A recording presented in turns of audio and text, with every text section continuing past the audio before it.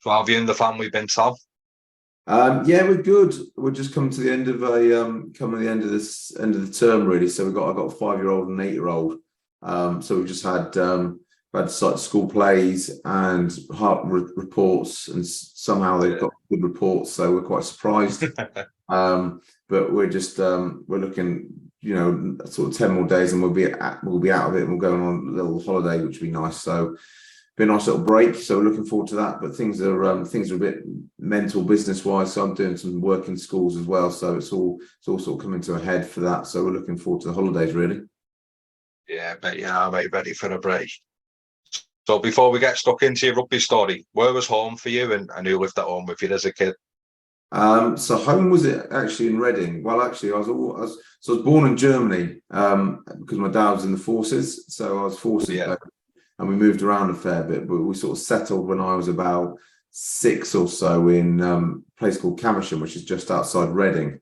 And then we lived there for 13 years, but actually school, because of the links with the RAF, got sent to boarding school.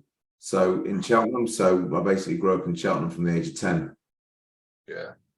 I was boarding school, mate. Pretty savage for me. I've got two. So I'm in the middle of three brothers. So I've got an older and a younger. But yeah, like I said, sent off to boarding school, and I was fine for the first 3 years. But when I got to senior school, I had a bit of a torrid time with bullying and sort of getting picked on quite badly for sort of 5-6 years. So it wasn't my best experience. No, you know, like talking about that, mate. Yeah. So how does a young lad cope with that? I didn't speak to anyone about it. I was physically sort of had the physical bullying for say 2 years when I just got set on by actually sort of 2 lads in my own year group. So I was in because there's boarding school is perceived as a real privilege, and I took it as a real privilege. And I was like, there's no way this should be happening to me. I'm so lucky to be here. So I sort of shut up shop and didn't tell anyone about it. But it's actually two fellas in my boarding house, in my year group, that sort of just set on me for pretty much my school time. And it was pretty, the psychological stuff happened when I was probably about 16 onwards. And that was quite tough, because before I could just like run away or try and protect myself. But this was pretty savage. So when it comes to them going away and the bullying stops for a day, how did you ever get a release? What was your output? Did you have an output? Not really. I didn't. To be honest with you, it's followed me my whole way through my rugby journey, and probably sort of the reason I was basically when I was 5 years old. So my biggest role model in my life was my granddad, and he was like he was a great man, but he was pretty strict. And we'd get around to his house, and he'd be in there doing press ups and sit ups, and he had like this little gym in his house in this garage he set up, proper old school. And we'd go around, 3 of us, and he'd be giving us three. He'd be giving us 3 for the summer holidays to look after for a couple of days, whatever. And he'd be like, right, let's run these boys ragged, let's get some energy burnt off them so they can sleep.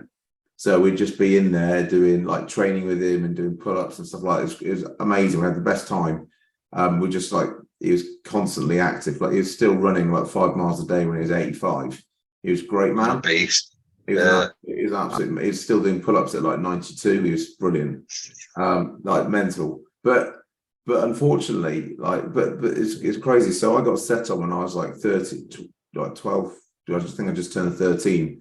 And for like 2 years, I had the crap kicked, really, really badly beaten on, and like water being thrown at me at night. So sleeping in soaking wet beds, and it was pretty constant. But then after like a year and a half of it, I started training. I started doing press ups and sit ups and pull ups, because that's what I'd known growing up with my granddad.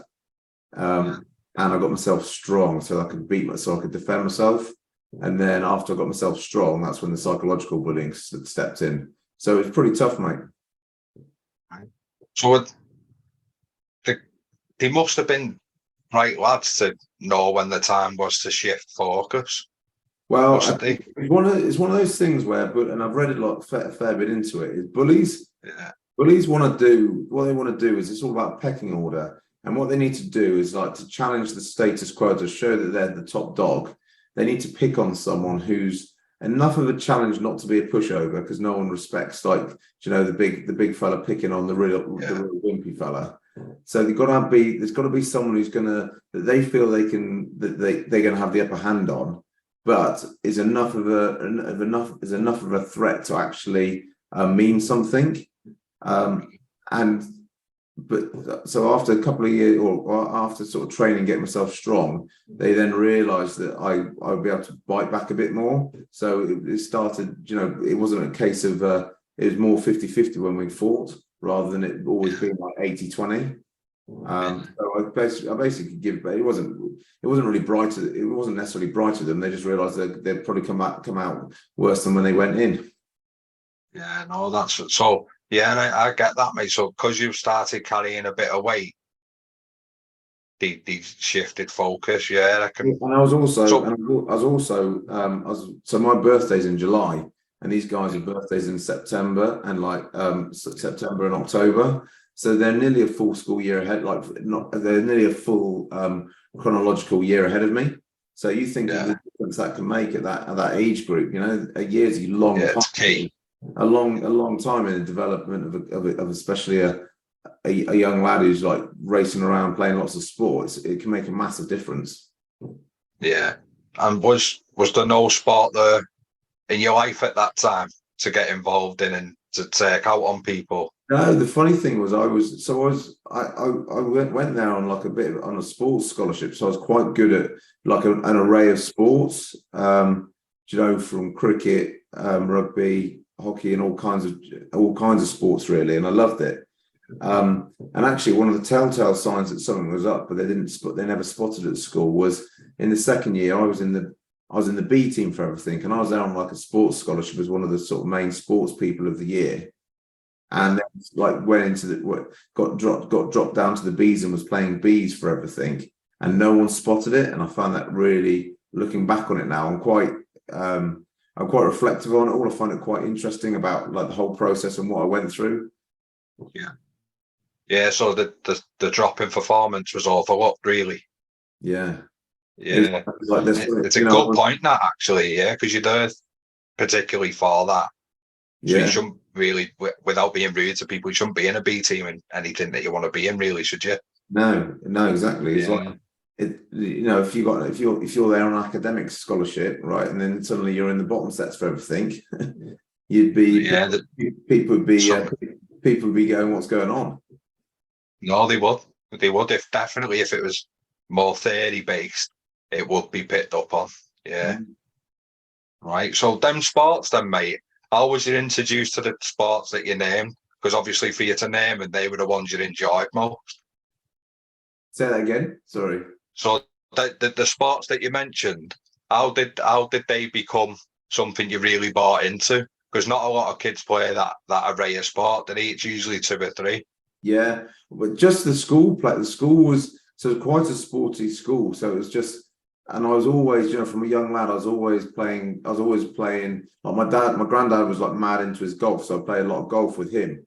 And then I played football in the park with my mates constantly. I loved football up to the age I was 10, and then I was like sent off to this boarding school, and we played rugby there. So we played like rugby one term, hockey the next term, and cricket the following term. But it was all, it was cross country, it was running, it was athletics, I was just happiest when I was playing sport. And without knowing it, mate, are you picking up, well, being able to look back now, obviously, but at the time, do you think you were picking up all nice little snippets of each sport and combining to become what you become? Absolutely. Like there's no, what you're exposed to as a child, particularly, if there's habits forming and those motor skills, particularly, that eye-hand coordination, that sense of awareness, that sort of kinesthetic feedback of where you are on the field and how your body feels, comes from those young ages of just constantly being in different situations and learning about yourself.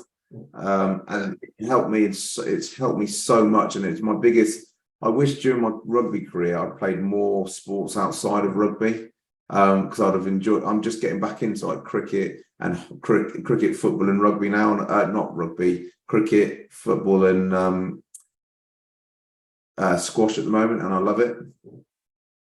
Well, that paddle thing coming in, and that's like climbing, isn't it? Like squash and tennis enclosed sort of thing, is it? The paddle tennis, yeah. That's that takes a motor to play that, watching it. Yeah, I know. Yeah. So when did it all become competitive, and if it did that make you choose an avenue you had to dedicate to, or was you always allowed to be broad? No, I was always at school. Like school was never. I was like, no. Everyone was as surprised as I was when I started playing professional rugby.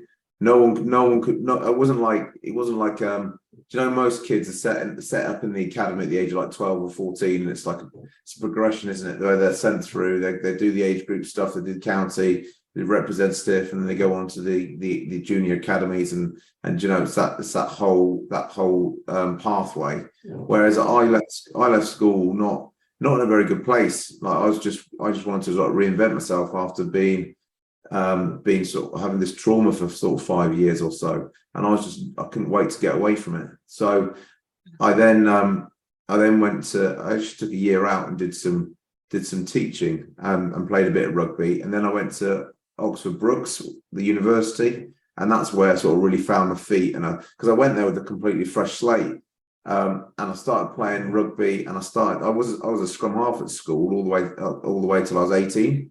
And then when I went to university, I was like, right, I'm going to convert to the back row and see how that goes. Yeah.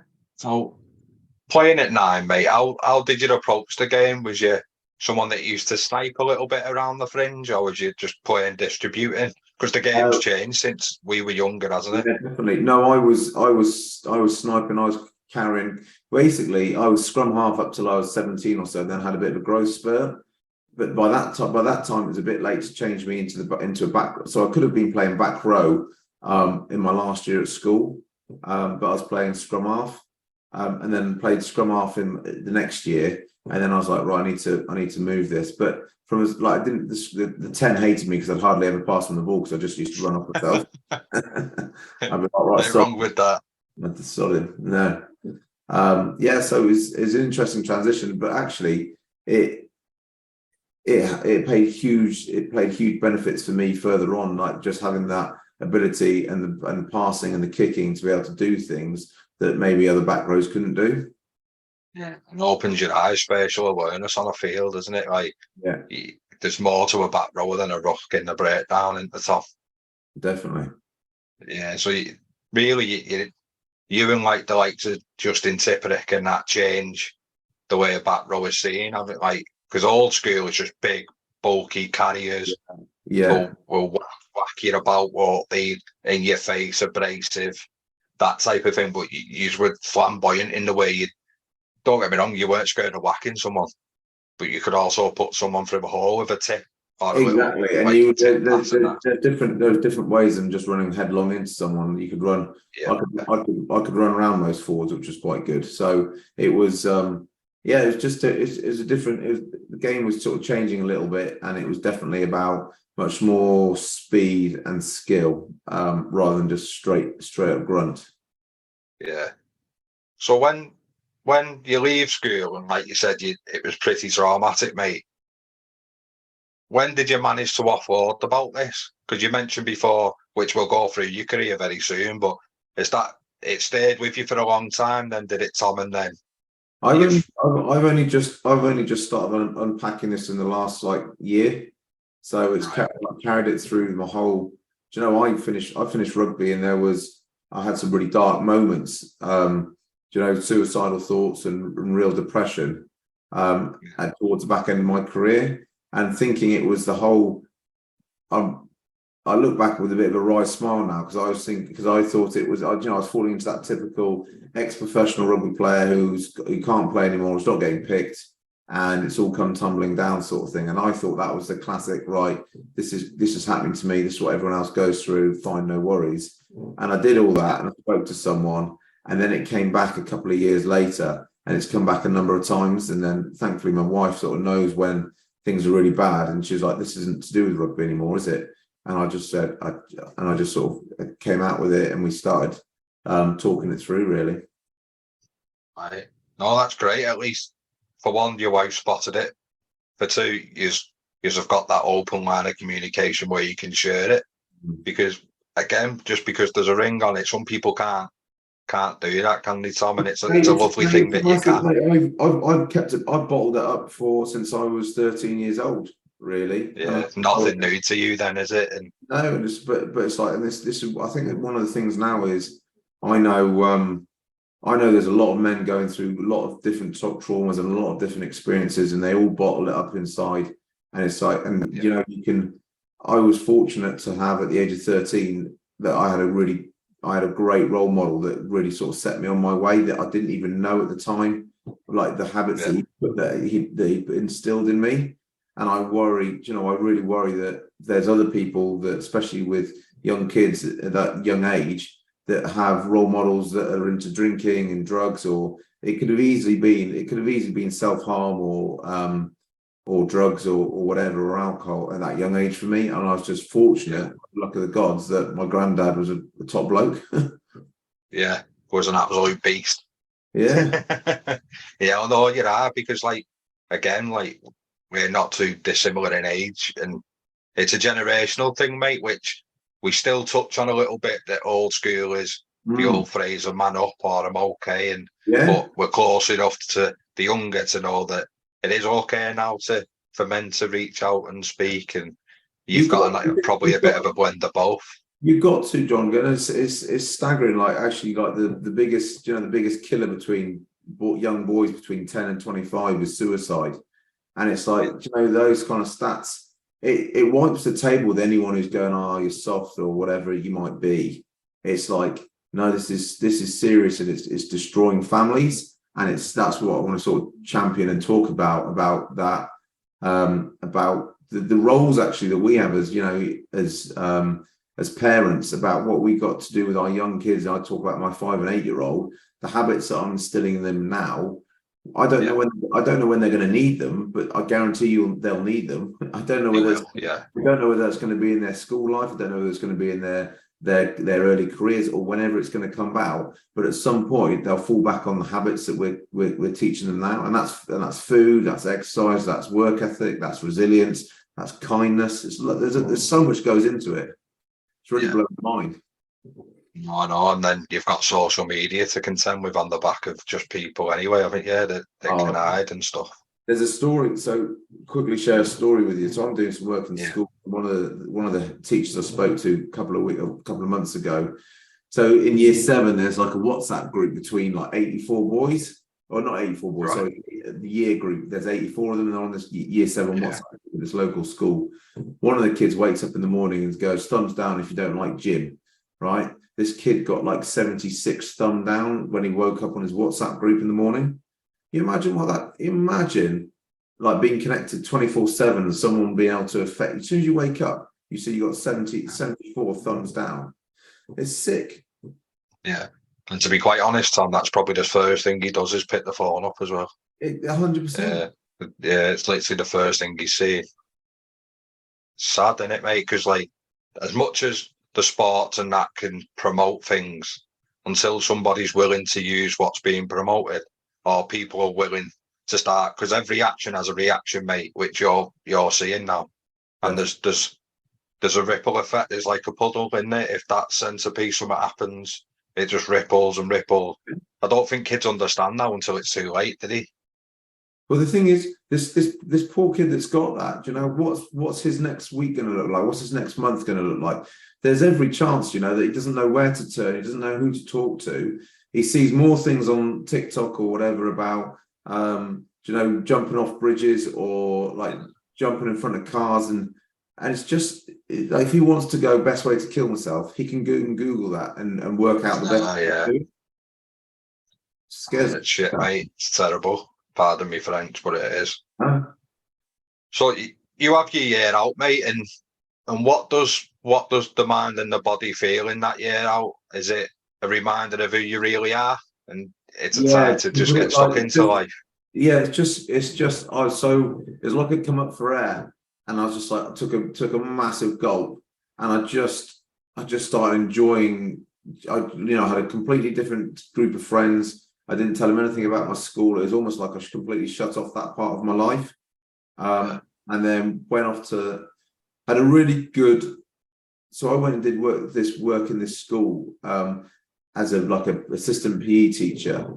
And the PE teacher was like a mentor for me. Like, I don't know, he's 20 years older than me, an old gnarly fella. And he was like he was the coach of the local rugby team as well. So he brought me along, and I started playing like men's rugby, and I was quite good. I was running around old men. It was no great feat, but to be suddenly valued and worthwhile and felt like a contributor to a team, it did wonders for my confidence. Yeah, a nice foundation to kick on from that, isn't it? Yeah. So I imagine you learned a few dark arts playing at that, mate. Still a young lad at this point, aren't you? So yeah, I was, but it was more a case of this.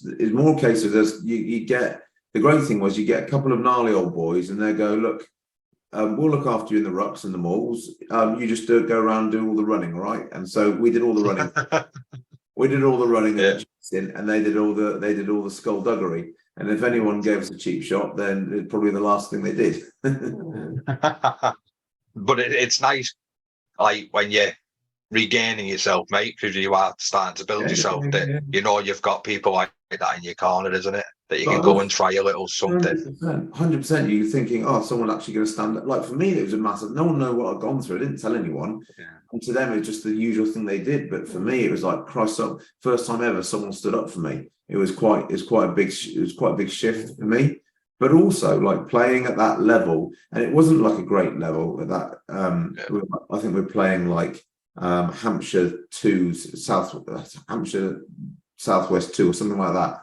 But what it did do was like really harden me up, because it doesn't matter what age, you're running into men, they're big fellas. Yeah. Whereas a lot of academy people, they play their own age groups. So they don't actually get like body hardened to like big shots. And then you start to realise it's not a very good idea to try and run into that bloke's solar plexus. I'm going to try and run around them, because the last time I did, I got too smoked. And plus, it regardless of the level, you're enjoying yourself. 100%. And then it's beers afterwards, beers in the pub. Exactly. It's that whole team camaraderie. It was brilliant. Yeah. So when did rugby get serious for you? When did you find it becoming a career, maybe? So I went to Brooks, and again I was like full of confidence, or finding like a complete clean slate again, and then sort of established myself in the rugby team, and in the first team, but just the whole social element as well. The massive social side of rugby at university is mega. And one of the guys, there's a club called Chinner, and I started playing for them because they came and basically scouted out the local university, and they offered. There's a couple of us, and they said, "Look, do you want to come down and play? And we'll pay you for your travels, and we'll pay you some match fees." And I was like, happy days, university. So we played at the weekend, me and a couple of the boys, and again, and that was sort of Southwest. I think that was Southwest 2, Southwest 1. So it was a reasonable league. At the age of, I was 20 at the time. So there I was, we're traveling down to like Truro. So we had some monster red roofs. So we had some monster trips where you'd like, well, now that was where you get properly hammed. If you were a cheeky little cocky bastard, they would. Like Red Roof's got something called, I don't know if you heard of it, but Hellfire Corner, and it's a real locals ground, and they just. I don't think we walked away from there with many wins in the sort of 2 years I played there anyway. But from there, like in my final year, I got picked up so I went and played county off the back of playing with Chinner. And one of the county teams that I played with, because we were in the Oxfordshire County, was Reading. Reading were I think they're just on the outskirts of. This guy lived just on the outside, or just inside Oxfordshire, and he played for Reading, and he was a good player. And Reading, I think Reading were in the league above, and he was like, "Right, do you want to come down here?" So I went down there for the I went down there for the season, the following season, and that's when I had like the best that was probably my best single rugby experience. I just loved it, and I scored a ton of tries and got my university digs paid for, which was great. So they paid me a couple £100 a month for my university digs, and they gave me. I don't know if you remember back in the day, it was all the thing where players got like sponsored cars. And so I got, at the age of 23 or 22, whatever I was driving around in like a Citroen, a Picasso, and like lording it around my university mates, thinking we're the nuts. It's great fun. Dream. Yeah. It was just like such good fun, and not caring the world. It was amazing. Yeah. And I was actually sort of teeing myself up to go in the paras. So done training and selection for the paras. And then literally out the blue, a letter arrived from Coventry saying, "Do you want to come and play for us for a year?" And that was my first contract. Mental. So if you don't mind, mate, we'll rewind a little bit. So you mentioned county rugby, mate. So how would selection for that work? Do you know, Tom? How did that work for you? They basically selected from there was like I think there's probably about 3 or 4 teams in the county that they'd select their 15 from, and ours was the coach. So our coach was the county selector, so we had a high contingency of like Chinner people. But they selected from Oxford Harlequins and a few other places around the county. And I was on the bench, so I was sort of reserved for that team. I was on the bench for the county and went to Twickenham. It was amazing, but it was just done on local selection from one of the coaches, whoever the coach was. So you've gone from playing social rugby and enjoying it, mate, to Chinner and uni and regional. Are you noticing a level every time, or are you just still playing for the love at this point? No, just playing for the love of it. Like, absolutely. I always said to myself, like, I always wanted to play at a level where I felt I couldn't play anymore, and I always felt pretty comfortable at whatever level I wanted to.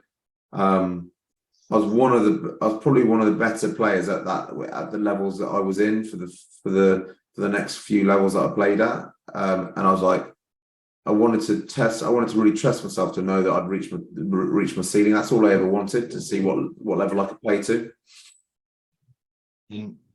At this point, mate, are you 7 and 6 in it, or are you doing a bit at 8? How's it looking, jersey number wise? So mainly doing flitting between 6 and 8, to be honest. I didn't play an awful lot of 7.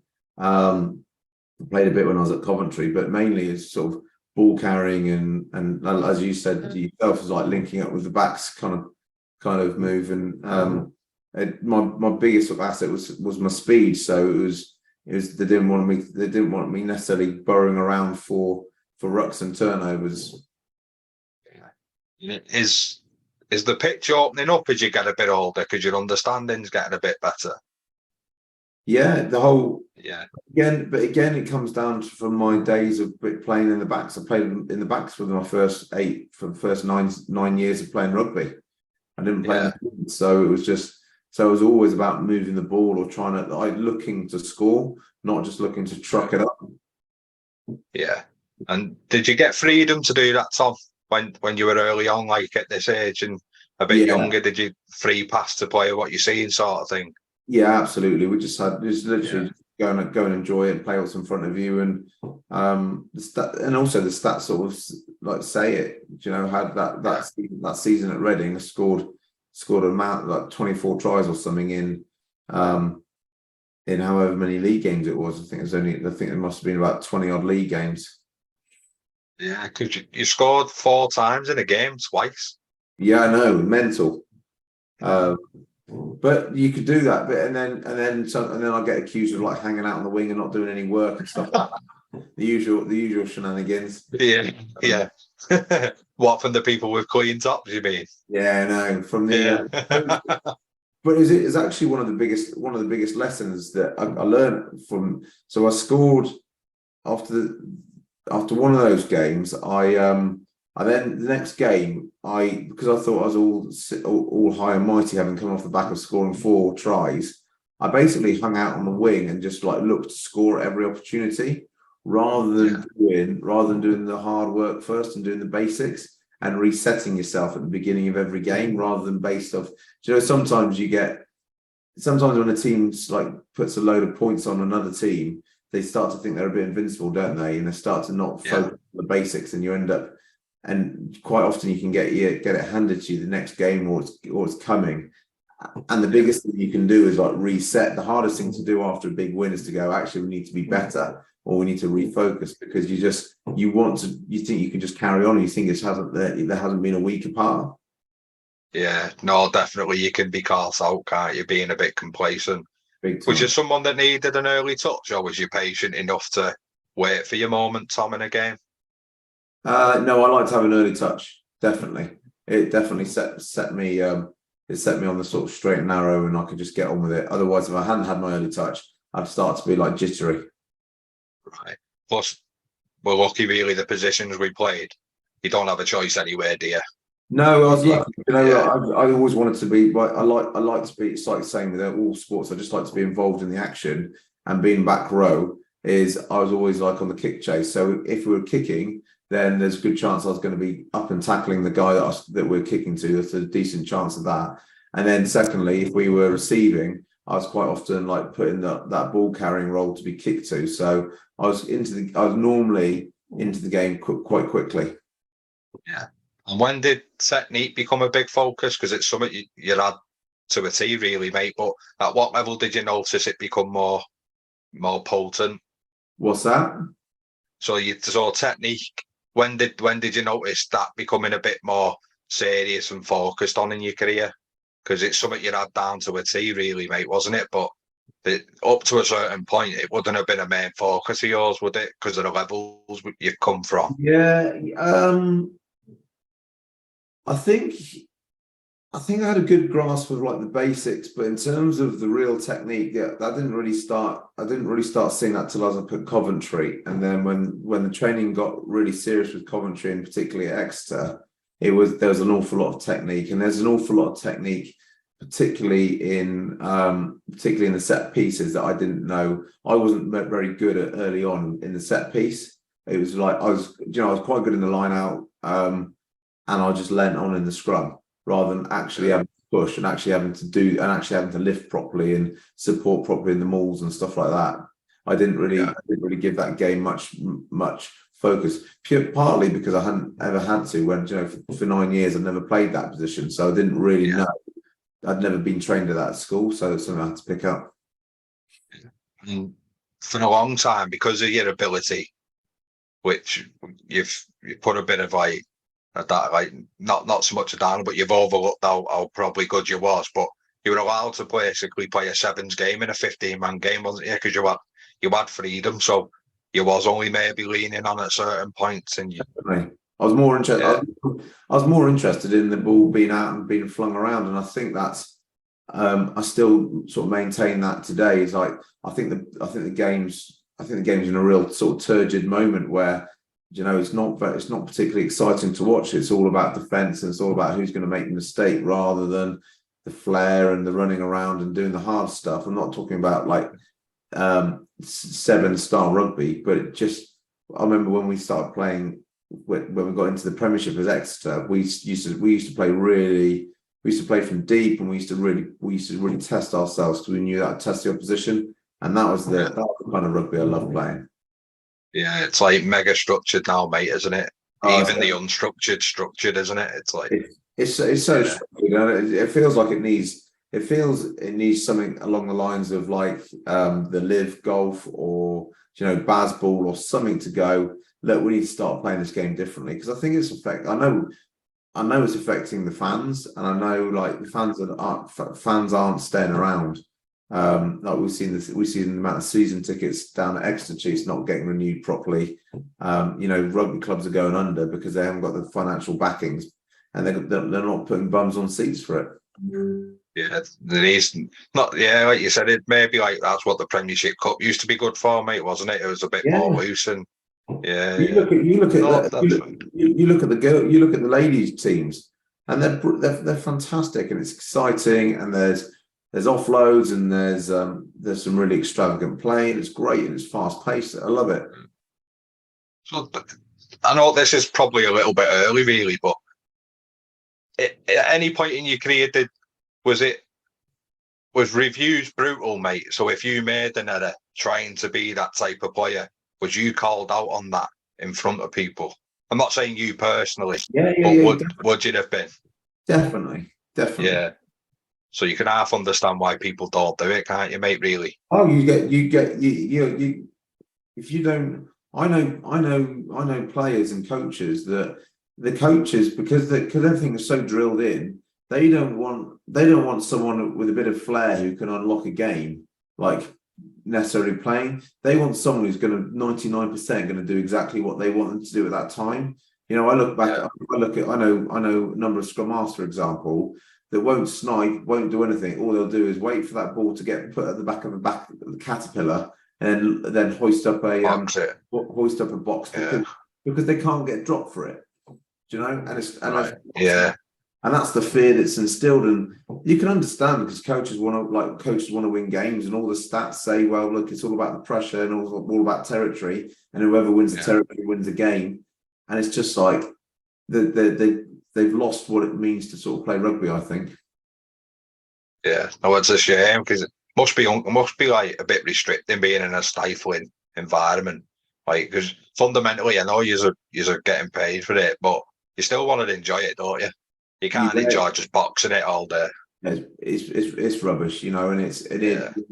But people like the kudos of being a professional rugby player. And everything that comes with it. Yeah, training's great, and the training's good fun and all that kind of stuff, and you're playing around with your mates. And then it's like when it comes to those match days, how much more frustrated must you feel knowing that you can't impact the game the way you want to? Yeah. Really as well, because it's not, you don't really just play like that once or twice, do you? Yeah. So from what we're talking about, mate, right through life, routine's been pretty instilled in you, hasn't it? So from school, your granddad had the routine with you, and then you're in the rugby environments, which even if it's just a Tuesday, Thursday night training. And a game on a Saturday, it's still routine, mate, isn't it? How would you have been without routine? Is it something you'd enjoy? I don't know life without routine. So I don't. So I like one of the reasons for my success was my ability to work hard, because I'd always from the days at school of training myself, I had a really good intrinsic motivation to train. So teams. We train on Tuesday, Thursday, but I'd train most days, and I'd quite often train on a Friday, before a game, like in the gym or go for runs and stuff like that. So it was always sort of part of me. Now, the problem was, and I sort of realised this later on in life, is I was training because of what happened to me in my school days. It was very much a case of you need to be big, you need to be strong and quick so you can protect yourself. That was my mentality. So the problem with that is you sort of train more and more, and you train harder and harder. And what I realised, it's all right when you're a young pup and you're running around and everything like that. When you do get to sort of 28, 30, that when you start head towards those really experienced years, you can't do it. And there's different ways to skin a cat. And I definitely overtrained, and I was injured because of my overtraining. Yeah.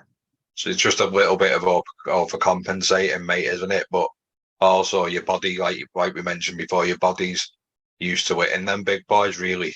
But hindsight's a wonderful thing. Yeah. So how were Reading? Because Reading are losing a star player there, mate, with that return. How is it when you've got is it easy to go back to Reading and say, listen, I've got this opportunity, but thanks for everything you've done? Is it as amicable as that, mate?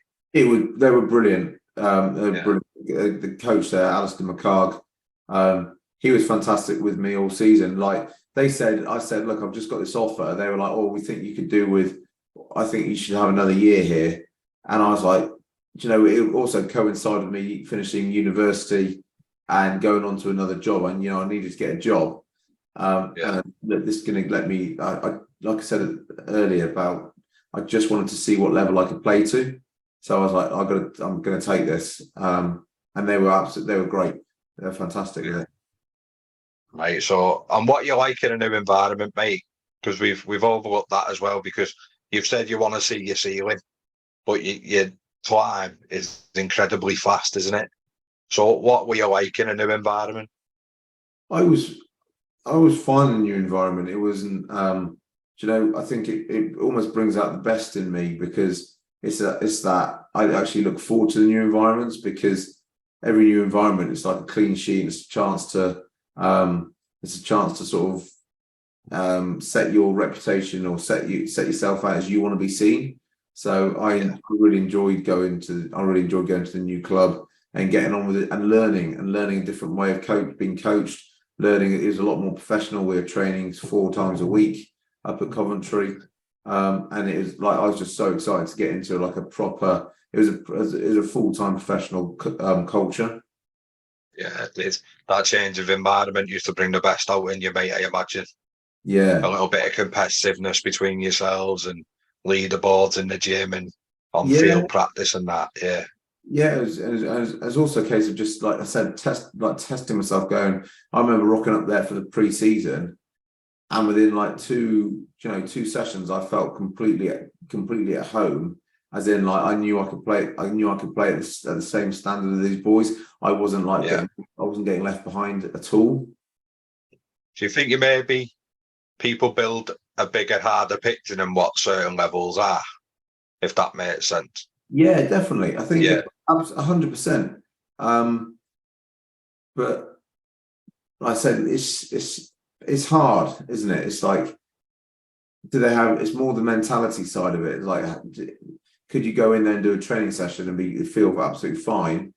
Yes, no problem. You probably could. Now, could you do that for a whole season? And can you keep up with your personal routine and your personal training and your personal nutrition and everything like that goes alongside being in that professional environment? That's where people, I think, the misconception with professionalism and sport is they put it on a high pedestal, but it's actually why these people are so good at the elite level is because they're very good at doing the consistent things daily, and it's the yeah, consistency. It's the consistency. It's like making sure they stretch and warm down, making sure they warm up, do the boring stuff, making sure their hydration, making sure they're early to bed. It's the boring stuff that enables them to go and the fun stuff. Throwing the ball around, playing touch, go and smash some pads and having a run around with your friends. But you can't yeah. do that to the decent degree unless you've done all the other stuff. You don't have the foundation. And it's having the nerve to do it as well, isn't it? It's pushing away them little distractions that can come along. Because I 100%. imagine, mate, that's when you get the yes people start showing up a little bit more and they want to ride on the back of your success and Yeah, maybe use your name. like, but it's simple things like going, on a Wednesday night. On a Wednesday night, it's like, well, actually, I'm not going to go to the late night showing of the cinema, or I'm not going to go out to Nando's because you get a lot of Yeah, time. You get a lot of time on your hands, and it's very easy to get distracted with it. yeah. So how did you find? How long was you at Coventry for, and how did you 2 years. find it there? 2 years. I really enjoyed it. It was a very unstable club when I was there financially. It was very, very hit or miss. Yeah, You heard some horrific stories, and I saw them with boys not getting paid their monthly wage. Thankfully, I was on a whopping my first year. I was on a whopping 13 and a half grand. yeah, So it was like it didn't really break the bank by them paying me. yeah, um, And then the following, so I was there on a 1-year contract to begin with, and then after halfway through the season, they were like, "We'd like you to stay on next season as well," and they bumped it up a little bit, and then I went And then it was brilliant. I had some really good coaches. I had a guy called Mikey Manga, who was Tano Manga's brother. So he was a great, really interesting character. It was all about throwing it around and trying things. He was pretty loose, but he was great fun. And then we went, and it was the first one where you got proper stash, so you got proper kit. Yes. And it was all about, yeah, it stash. is. So that was right down your avenue then, mate, with a foreign influence whose ideology of rugby is ball in play. Yeah, very much so. Yeah, so you're thriving at this point, aren't you? You're getting licensed to roam, aren't you? Yeah. So a couple of things with competition internally, mate. So do other players look at players on bigger money and find a grievance with that? And two, how is it when somebody else is brought in your position? How do lads treat that behind the scenes? I always struggled. I saw it very much as a competitor, and I didn't like that. But it's part and parcel of the game. But I was never massively. I wouldn't say I was. I don't have a giggle with them, no worries. But in fitness tests or training tests or stuff like that, it was as you'd expect, and they were the same for me. It was like us versus me versus them, or them versus me. So, and in terms of money, no, there wasn't any grievances really. You get weapons in all walks of life, don't you? Some right bells, and they're always gonna snip around the money. And there might be one or two that I came across in my whole career about it, but actually, it's like you signed what you wanted to sign. They signed what they wanted to sign. There's reasons. There's things behind in the background at play that we have no idea what's going on. So it's just like look, you signed what you signed. Now crack on. That, mate, and you've had a long illustrious career. So if there's only a handful of people that you've met that's like that, just shows the sport's not a bad sport, is it? No, it's definitely like not. You said. You're always going to get the bells, mate. You can't avoid them, unfortunately, can you? Yeah. They're everywhere. But yeah, no, it's nice that you're climbing the ladder, but you found the club each time so far where you're allowed to be you and express yourself. Yeah, to be fair, even Exeter, when the money got really serious with some of the big boys, it was more of a case, you just have the people like your marquee signings, they just have the piss taken out of them in a really nice way. Yeah. And that's what it's about, mate. And you've got to let each other know. You can't go through the challenges, the environments, the sacrifice that you lads go through, and women now, because they're hitting the same heights, and not laugh at the end of it. Yeah. Because it's like I've said on other episodes, mate, it's when you're under the sticks getting a bit of an hiding, or you're in a tough game and the momentum's swinging, everything you do through the summer, your bonding sessions and your little banters and your pre-season camps, they're when they come into the fore, aren't they? 100%. Yeah, very much so. Yeah. So when did the move to Exeter come about? And surely there was more than Exeter interested in signing you, Tom? There was, I think Nottingham were interested as well. And I went down to see Exeter, and we just moved to the new stadium at Sandy Park. I was just like blown away, and I was like, I'm just coming here. They paid good money, and the ground and the setup was amazing. So I was like, done. Yeah. I know, that's fair enough. And obviously you always hope, I imagine, mate, for the progression you've got. But I can't imagine that you ever imagined the heights you'd had hit and the times you'd have. Yeah, well, to be fair, you think about it, though, it's quite a long progression from where from playing like county level rugby. It's like 4 years. So I've been sort of grafting away for quite a number of years in Div 1 or National 3 South, and then Div 1 for a couple of years, and then we're Exeter they got changed to the Championship, and we're in the Championship for a couple of years. So it's not. I'm like 26 or so, 27 by the time we get promoted and I get into the Premiership. That's quite late in a career to be playing Premiership rugby. Yeah, you've earned the right though, mate. I mean, yeah, Yeah, You've ticked the boxes. I've gone a very unique. You've got a very unique route. Do you know? Yeah. Off road. You probably appreciate it more though, don't you? Because it's not just been handed to you, mate. It's been far from it. No, definitely not. And and it is those. The great thing is, I've seen it from the real amateur days of proper bus journeys and Tuesday, Thursday nights, and it not being taken too seriously.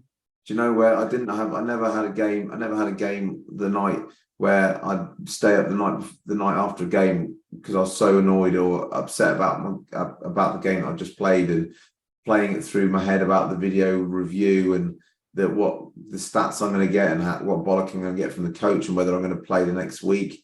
I never had that growing up until I sort of got down to Exeter. Yeah, so you were still able to very much enjoy it for what it was. Yeah, and part the game where it was, weren't you? Then go out, enjoy yourself maybe with a few beers, which helps you sleep anyway, and then the week builds up to the next game then, doesn't it? At that level. Yeah. So you made your debut for Sedge Exeter against Sedgley Park. So I've got a few mates that play at Sedge. So it's a small world, mate, isn't it? It is. Yeah. I don't know. Was it down? I think we went up there. Sedgley Park's always a tough place to go and play. That's the thing with the championship. Like every away game's a bastard of a game. Yeah, especially from down there as well, isn't it? A lot of travelling in that league, isn't there? No, that's one of the reasons I don't often leave like Devon or leave Exeter. Or if I go, I always go down to Cornwall because I love that journey. I hate getting on the M5, and the M5 Exeter to Bristol just breaks my soul every time I get on. It's like it's soul destroying. Like every other weekend, being on it on the bus, just like, oh my god, it's like I imagine, mate. Yeah, Groundhog Day. So would it be a bus journey every time? No, would you ever get the train or? No. We got we're in the Premiership. We got we get the plane maybe up to Newcastle and then get the bus back. So we'd send the bus because they didn't want to pay for the flights back, so they'd send the bus. It'd be cheaper to send the bus up, pick us up. That's mad, isn't it? It's mental. It's mental. But them journeys, mate, are what pull you together, aren't they? Them bus journeys, especially if you win. Yeah, especially if we win. One thing Exeter was brilliant at was the bus journeys. Do you know, we'd have a proper raucous sing song, naked bus, usual. Like it's great, just great fun. Some of the stories and some of the times I had on there that you can't repeat them, but they just stick along in the memory. And it's just the people that are on that bus know, and that's the beauty. That's the beauty. It is. That's the beauty with rugby. It's like whoever was there knows, and whoever wasn't doesn't need to know. Yeah, no, and it's them where you probably say you go to an old boys' day, you just have to look at each other, a little glint in the eye, and they're laughing. It's just like another moment. Go and remember Bordeaux or wherever it was. It was just like instantly brings up memories. So champ level, mate, and how was it when you get promoted? Because everyone can say it's just another day, but do you remember the week build up to the game that mattered, so to say? Do you remember that? Yeah, the week playing Bristol. Yeah, how was it? Oh, it was mental. It was. People don't realise actually how much was riding on those games. Like there's a massive difference in pay packet between Championship and Premiership. Do you know, it's like actually the case of it could change it could give someone a chance to get a different mortgage or whatever. There's big there's a massive money rider on it. Plus you're so close to that sort of holy land that we've never been for before, and we've all wanted to play in it. And then I think we won the first leg by about 3 points, and so everyone was expecting Bristol to come, and we're back away at theirs for the fight for the return leg. And we're doing pretty well at half time. We were sort of in control of the game, and Rob said at half time, he went, look, I didn't want to tell you this, fellas, but just before the kit man arrived, just before we arrived, the kit man saw a load of champagne being rolled into their changing rooms, thinking they've already won it. Yeah. And I think it was a load of bullshit, to be honest. But it was it fired us up, and we absolutely smashed them in the second half. Yeah. The only thing I'd say is that I imagine retention and recruitment is well underway at this point. So will there be lads in that dressing room that know, regardless what happens, they won't be about the season after? Yeah, but that was decided before the championship finals. So those contract talks would have ended a little while back. So we knew they were gonna add maybe three. No one else was leaving the squad that we knew. So people that were leaving the squad knew they were leaving, and there were people playing that knew they were leaving, and there was people that were going to add into the squad, but we didn't know who they were.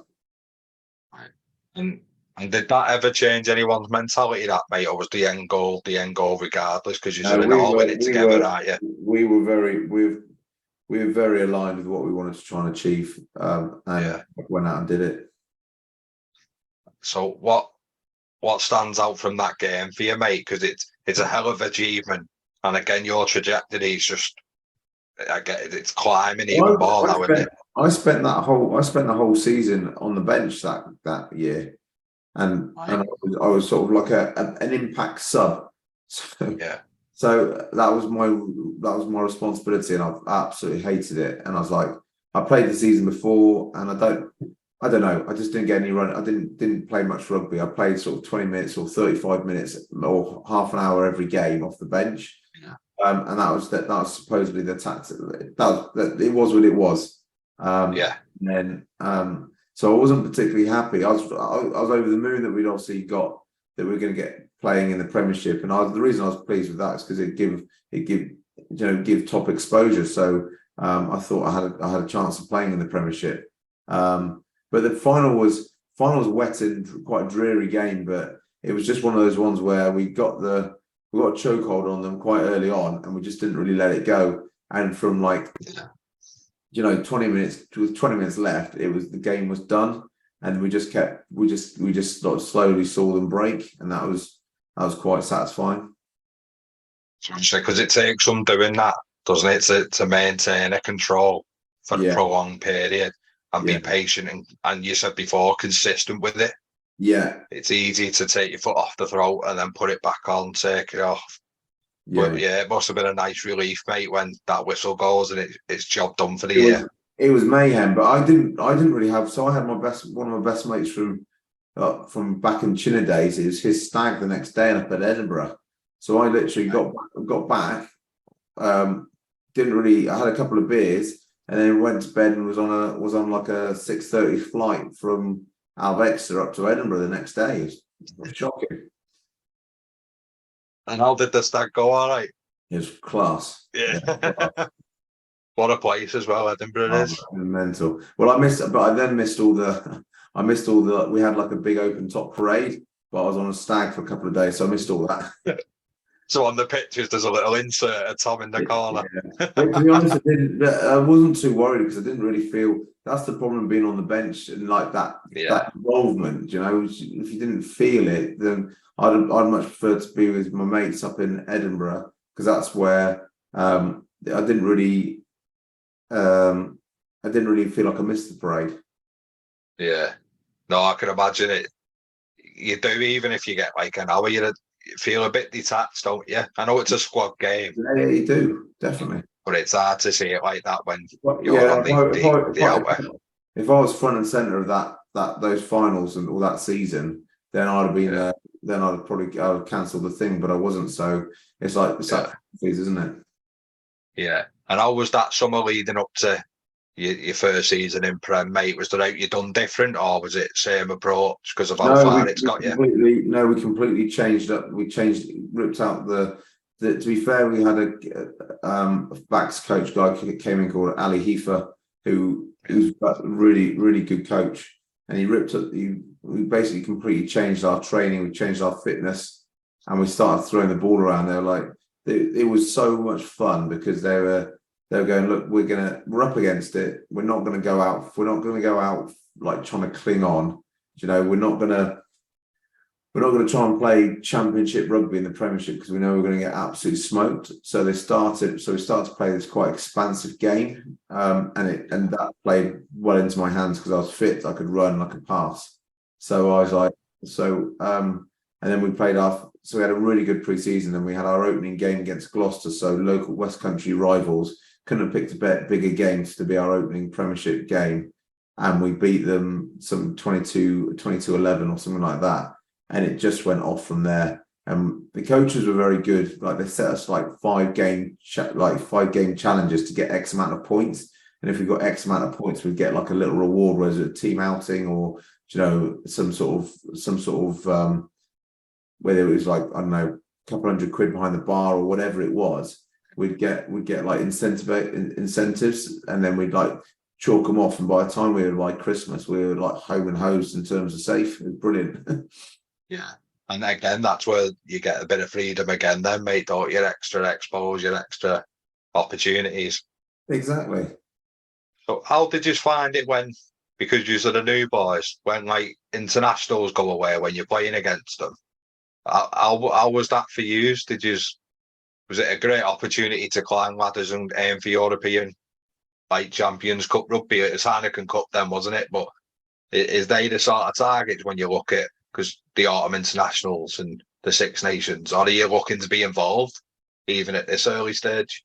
No, no. For the first season in the Premiership, it was just head down, just going to go and make the most of all the experiences. Like when we travelled out to, a number of places, Bordeaux and Clermont and some other places, and we went to where did we go? We went out to Ireland as well a couple of times, and it was just like a road trip. We just loved it. It's like got so excited because we went there with when you're in those kind of cups, there's no pressure. Yeah, because our focus. You've been to getting nothing to lose, isn't it? It was, but also Rob was very good. Like his methodology was very good because he because not a lot of us have played at this level before. We played pretty much. He tried to play as strong a team as possible for as many games as possible. Normally with cup games and things like that, you might get a bit of squad rotation, but he was like, no, you guys need to be exposed to this. And the risk is obviously the injuries, but we didn't pick up hardly any injuries, or it didn't knock us off, but it quickly got us experienced enough at the levels of traveling away, playing in France is a great experience and a completely new atmosphere you have to get ready for. I was going to say, so talk us through French away there, mate, because it's pretty raucous, isn't it? Oh, it's amazing. It's unbelievable. My favourite, and it comes on to those questions about my favourite sort of ground. We play like Clermont-Auvergne, and they are monster boys. Like they're massive men, and they absolutely spanked us. But it was just like you get just a completely different atmosphere. The French crowd are amazing, but they're amazing. It's so funny when they get on the back of their team as well. They call it as it is, and anyone who does anything good gets applause, anything that does anything bad gets absolutely hammered. But it was immense, and then it's like the hospitality afterwards, great fun, and it's just like in this fantastic bubble. You just don't want it to end. Because they're right on top of you as well in France, usually, aren't they? It's very enclosed. It's a coliseum almost. Yeah, absolutely, and most of the grounds have got cages where the players come out from to protect them. Do you know? It's like it's great. Yeah, and going back to he used to play his strongest team, mate. I think you don't tend to really pick up injuries when you're regularly playing, do you? Because you get, like you said, body memory sort of thing. Okay. I think it's the people that are in and out that pick up the daft ones, don't they? They get battle hardened for sure. Yeah. Right. So when England come calling, mate, what do you remember about being made aware that you might have been involved? I was so I played after that first season. I got selected for the Saxons, so it was my first link up with Stuart Lancaster.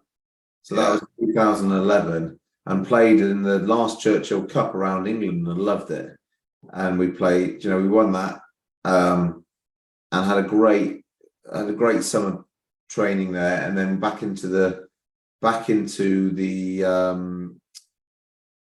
Premiership for the second season. And again, I was still involved with this England Saxons, and we had a couple of around the Six Nations. There's a couple of games. We actually went up to Scotland and got hammered, but we beat Ireland at Sandy Park, and I was involved in those games. And then the tour came along, and they were off to South Africa, and they were going to take 2 teams there. So we're going to take a proper tour where you got a weekend team, you got like the test team, and then you got a midweek team. And it was there was rumours and things like that flying around, and I had another decent season, and I played with Stuart Lancaster, who then got promoted to the top job after Martin Johnson after that World Cup. I don't know if you remember it. I'd had a good experience with him in the Saxons, and so he brought me along for the South Africa tour. But the funny thing was, so the season finished, and I was in London, and I was getting a suit fitted for my best. I was best man at my best mate's wedding, and we were getting a suit fitted, and we're flying to Vegas the next day for this mega stag that he'd organised. Yeah. And Graham Roundtree rang me up, and he was, and I was like, right, Wig, and that's the name, and he was and he was like, so we're going to take you to South Africa, Tom. I was like, that's absolutely amazing, really, like, so very, very excited. Bearing in mind I was literally having my suit fitted at that time, and I basically hung up the phone, and he went, right, so this was on Wednesday, we're flying to Vegas on Thursday, we're going to have 3-4 nights in Vegas and fly back on the Monday or something like that. And he's like, right, you need to report to Penny Hill on Monday, please, for training. And I was like, yeah, no problem. And then so I turned to my mate, and I was like, Leo, got some good news and bad news. I'm going to South Africa, but it means I can't be the best man at your wedding, because the wedding was whilst I was in South Africa, and I had to be.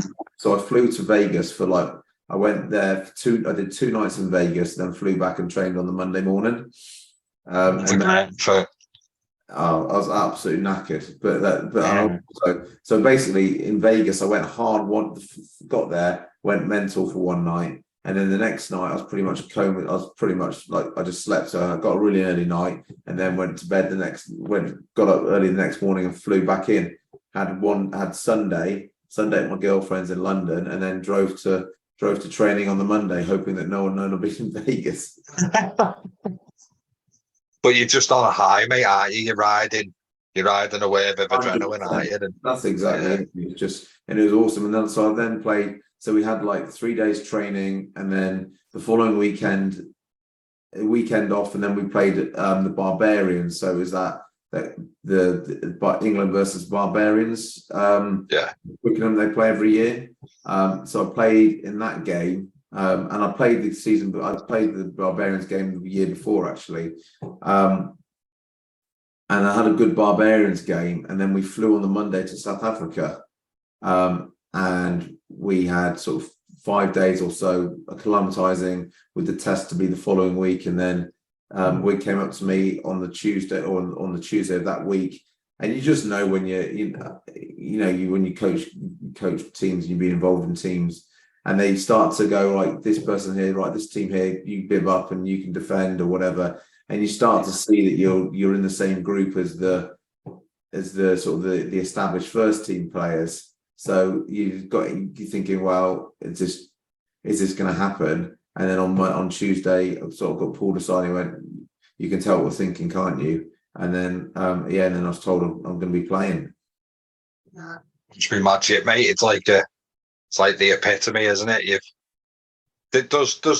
I know you probably don't get much time to think about it until people like me, do you really, Tom? But in that sort of moment, mate, when you get back to your room, there were all them early days, and then the Reading days and the Chinner days. You know what it was? It was more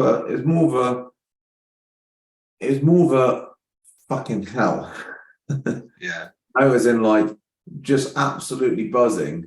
but then all of a sudden like sets in and go, and you realise the enormity of what you've got to then face. So you're like really excited, and I rang my mate and FaceTimed them on their wedding day. And I said, mate, sorry to be missing, but it's been worth it. I'm starting on Saturday. So that was really, it was like huge joy. My dad flew out and came and watched so those phone calls were amazing. But I do think it matters more. I think other people enjoy it more than I've enjoyed it. If that makes sense. Yeah.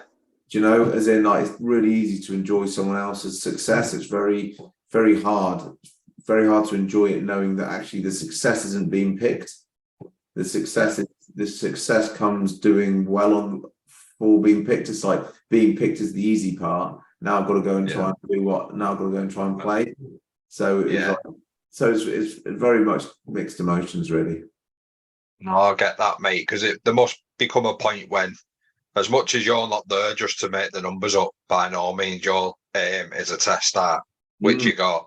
But fundamentally, mate, without being rude, someone else's opinion matters more than what yours is of your own.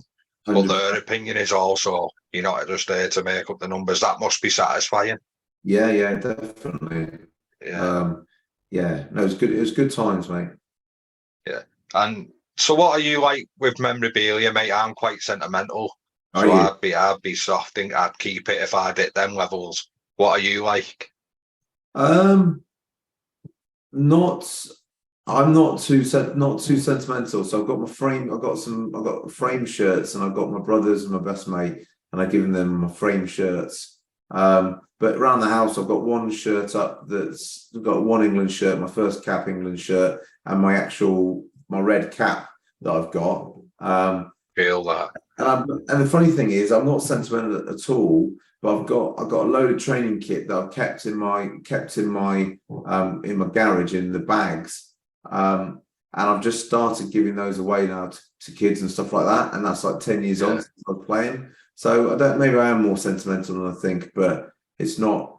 I don't want to just be like Tom Johnson, that old ex-England international. Do you know? Yeah. There's more because you're more to life than rugby. Yeah, definitely, and it's more. There's more. I like the thought of having like a growth mindset of trying to constantly achieve stuff rather than going, that was a fantastic chapter in my life. But there's no. I know an awful lot of people that sort of dwell on the past, and some people have made great careers out of living in the past, but some people have really turned to drink and really gone down a bad way. Yeah. Which is what we were on about off camera, mate, wasn't we? So like, I already know you're not someone that's going to rest on laurels. Like, no. You've been and done it. Yeah, it was great. You loved it. But in your walk of life, mate, right from school, it's what's next, isn't it? You don't really get a chance to reflect. And like my thing at the moment is obviously what I'm doing in the schools, but my girls and my 5 and your 8-year-old is making sure they've got like. I think I've got that. What I went through at school has made me realise how strong and resilient I need to try and make my girls, because I'm like I said, I've said it's very worrying what's coming for them. Yeah. So when you're a full international, mate, what's it like going back to your club? Are you now earmarked in games? You reckon you're pinpointed for certain things? And... Yeah, definitely. You definitely we do. Every team does it. You do like play analysis of the ones to watch out for, ones that are in form, ones who aren't very good, and like I definitely earmarked as we had a good team, but I was probably the name after that team, because we were just a team of like people like the farmers from Devon, do you know? And it's now them starting to put like now more of a household name was me because I played the internationals, whereas so that was purely because I'd got more recognition. Yeah, and you were the first full international at Exeter from since the 60s, weren't you, mate? So it was now becoming apparent that not only could you survive in the league, but you can mix it and provide the national team with quality. Exactly that, and it was a big feather in the cap for the club, because coming from the Championship to then having that international, it's all stepping stones. It's all building those foundations. And then you look what came the sort of the year or two after Jack Noel. Then he was the first Lions, and then you had Jeff Parley and Luke Cowan-Dickey. So you've had load, and like got Henry Slade at the moment, but but it is all about like these milestones. It was a lovely one to knock off, but the club was in such a good state that everyone's just rocketed off that. It's been good. Yeah, and I suppose, mate, that's a nice legacy to leave behind, that you were a part of stabilising Exeter into what they potentially become a powerhouse in European rugby, mate, didn't they? Yeah. So any standout moments, mate, before we talk about life after rugby? I think the obviously the caps in South Africa and play every time I think one of the big standout moments for me was actually my last test. So my eighth test was I was on the bench we played the All Blacks down in Dunedin, in Auckland. And the great thing with being on the bench, if you've ever done it, is you don't have to get yourself too psyched up into the game because it sort of naturally occurs around you. You don't have to be like ready to go. You don't have to be the most warmed up, the most pumped, ready to go. And I just stood there enjoying the hacker, and it was the most surreal performance because everyone else is like grunting and baring teeth, and I'm going, fucking hell, is this it? I can't believe I'm playing. I can't believe I'm facing the All Blacks. How mental is that? Like just soaking it up. One of my first my 18th birthday present from my little brother was a big picture of the Bledisloe Cup of the All Blacks doing the haka to Australia in the Bledisloe Cup, and it was like my favourite picture when I was growing up. And then was it 12 years later, actually facing the All Blacks? Mental. Yeah. No, it is literally what dreams are made of, mate, isn't it? Yeah. It is everything you've worked hard for, and thankfully your persistence paid off, because like we've heard so far, mate, it's not been growing into who you wasn't easy for you. No, The only easy part was adult life. I think. Do you know what I think? I think for me, like rugby's had a huge impact on my life, and I've loved it. But it's not my life, and I think some people go, oh, you got to do your boyhood dream, and I don't think that was ever my dream. I think I've just reached a level where, like I said at the beginning, I went on a journey to try and reach my level. When I was at Chinner, I never thought that I never go, I would like to play for England one day. I watched all the England matches. I used to love it. I used to support the England team, but I was never a case of, God, one day I'm going to do that. One day I'm going to do that. It's like one of those, I basically had my head down. I was walking up the mountain and I just kept going until I got to the top. Yeah. No, it is, mate. And how nice of an ideology of sport is that? It is, but it was never my intention to. It was never my intention to reach the summit. The summit. I basically looked up and I got there. I was like, oh, I'm here, and it was like one of those moments going, oh, I'm really pleased I've done that. Now I need to go off and go and climb my other mountain. Yeah, no, and that's when life really kicks in, mate. When you leave that chapter behind. So was retirement an easy decision? Was it something you managed to make on your own?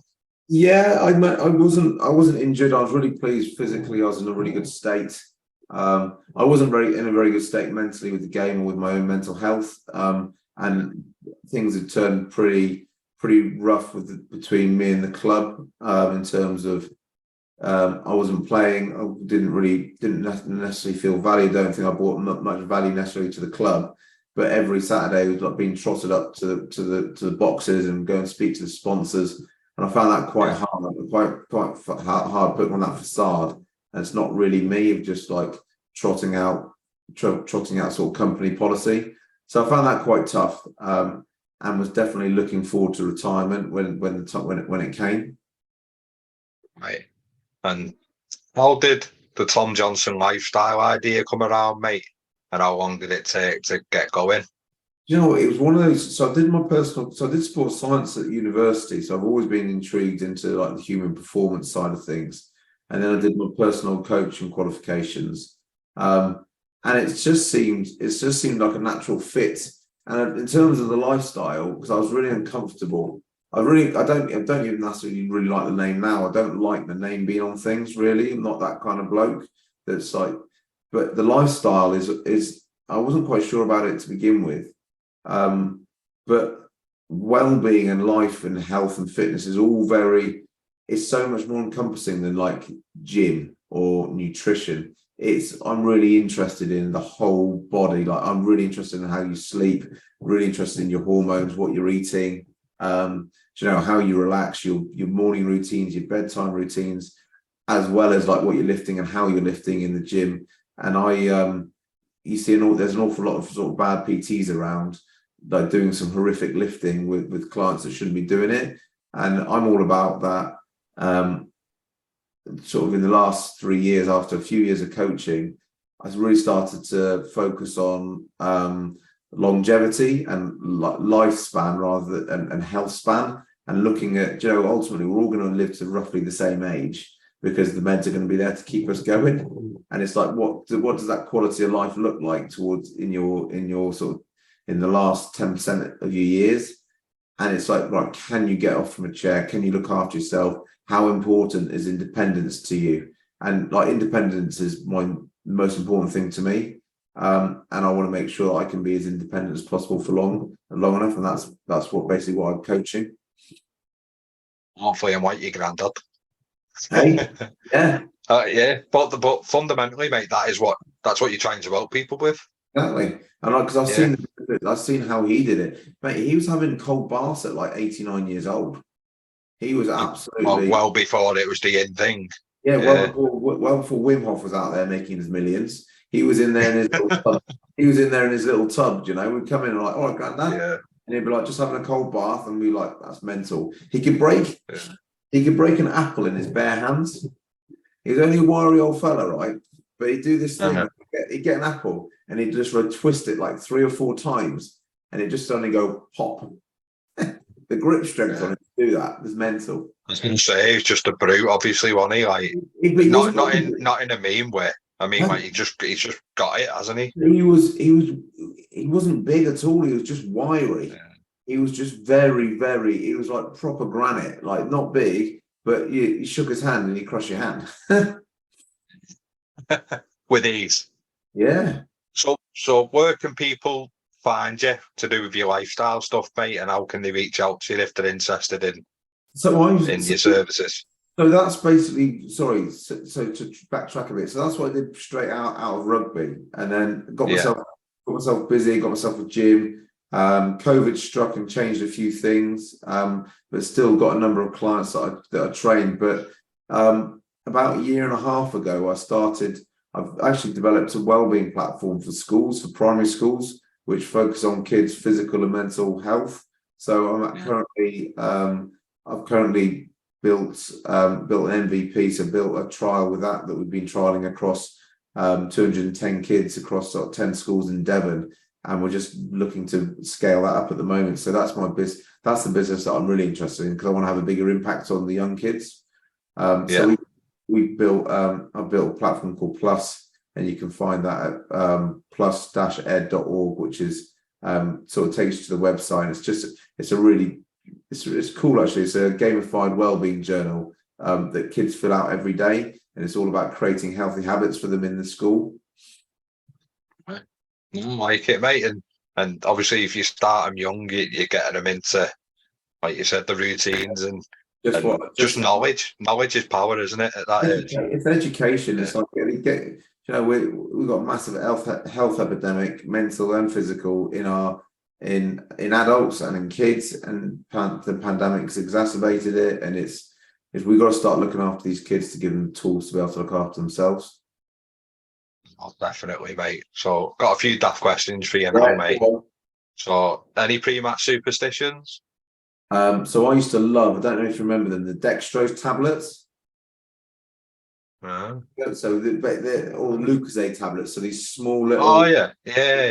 tablets. So they're the dextro ones, and I had to have like it couldn't be lime and lemon. It had to be blackberry dextrose, and they were like you should see the bottom of my kit bag. Like in the season, there'd be half tube because you couldn't eat a whole tube in it before a game, but Yeah.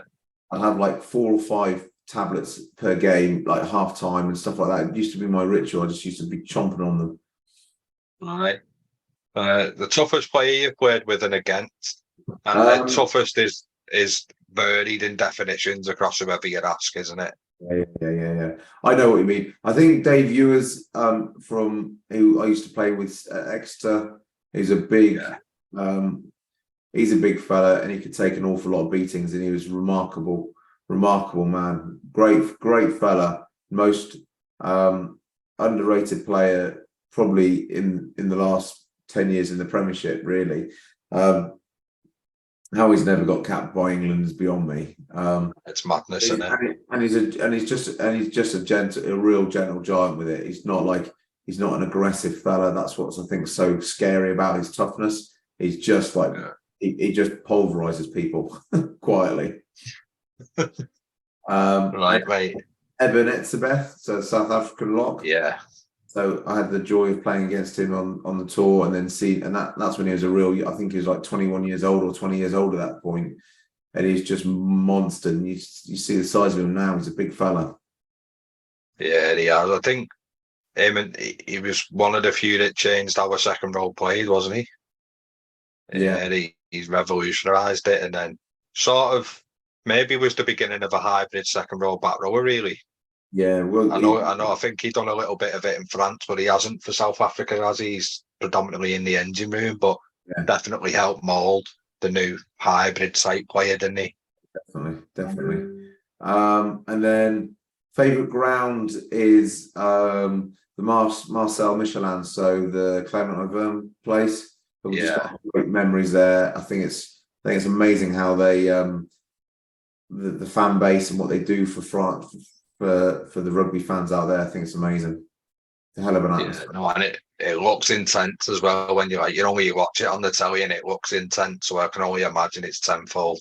Yeah, it's definitely where I probably learned the most about rugby and playing over there. Definitely, Yeah, just being able to deal with that and just being able to sort of really focus on yourselves rather than trying to block out that crowd. It was intense. yeah.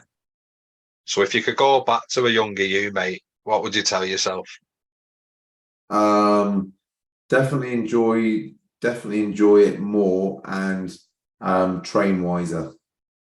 Yeah, Train a lot, train, and I'm probably talking about the last, probably my last, I don't know, 7 or 8 years. Probably try to enjoy it more and to train wiser rather than thinking. It's funny, and not also probably not to take things too personal from when a coach is dropping you. yeah, Actually, I can now see why he's dropping me because actually he needs to do. I took it very personally, right? Whereas he's a man with a job, and if he doesn't get his job right, his job's on the line. So he needs to yeah, pick. He needs to pick the team that's best for the team to do the job, so that he keeps his job. So I used to take it very personally. Again, I didn't like me, blah blah blah blah. And actually, I sort of managed to pull my head out my ass there. yeah. Right, mate. And if you were out and you'd had a few beers and you with the lads and the microphone ends up in your hand, what song are you going to blast out for us? But you know what? It's just the first song that I can remember like all the words to. It's American Pie, Don McLean. Yeah, I used to love it back in the day. But it's a bit slow, so it's not a party. It's not a party galvanizer. I don't know though. So you could sort of like once you get it, the chorus going, mate, you can slip into a background noise, can't you? Because that's when everybody kicks in there. So it's Yeah. a clever song. It's It's a clever also song. it's also a little bit. It's a bit like the Sweet Caroline, Neil It Diamond. is. Definitely one of those. A real classic. Yeah. Right. And if you're willing to, mate, a 1 to 15 that you've played with. Oh, do you know what? I don't know. I haven't got that on. Right. I You played don't have to. Joe Joe Marler, Luke Cowan-Dickey, Hawani Tui,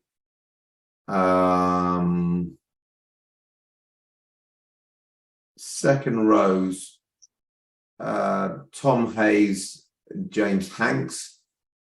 Back rows would be Dave Ewers. I'll put myself in there. And I'll probably go with Billy Vunipola. Nines. I used to really like a guy called. Well, I'll probably go Danny Kerr, but it was a close run thing with Hayden Thomas. 10 is brilliant. It would be Owen Farrell. 12, Henry Slade. 13, Manu Tuolangi. 14, Jack Knoll. Did I say 11? No. 11. What's his name? Nakalavuki. From Chiefs. And then 15, Phil Dolman.